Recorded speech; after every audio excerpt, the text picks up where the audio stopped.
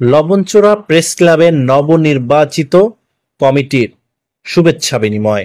লবণচোরা থানার আওতাধীন লবণচোরা প্রেস ক্লাবের নিজ কার্যালয়ে নবনির্বাচিত সভাপতি ও সাধারণ সম্পাদক সহ সকল নবনির্বাচিত নেতৃবৃন্দদেরকে ফুলেল শুভেচ্ছা জানিয়ে বরণ করে নেওয়া হয়।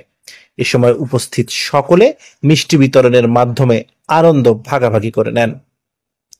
প্রেস ক্লাবের নবনির্বাচিত সভাপতি হিসেবে দায়িত্ব গ্রহণ করেন বিএম রাকিব হাসান এবং সাধারণ সম্পাদক নির্বাচিত হন শরীফ আহমদ মোল্লা।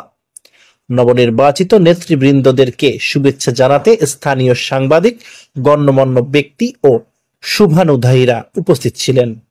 এই বরণ অনুষ্ঠানটি ছিল অত্যন্ত হৃদয়গ্রাহী ও উৎসবমুখর পরিবেশে অনুষ্ঠিত, যেখানে প্রেস ক্লাবের ভবিষ্যৎ কর্ম পরিকল্পনা নিয়েও সংক্ষিপ্ত আলোচনা করা হয়। প্রেস ক্লাবের নতুন নেতৃত্বের প্রতি সকলের প্রত্যাশা তারা সততা ও পেশাদারিত্বের সাথে সাংবাদিক সমাজের কল্যাণে কাজ করে যাবেন।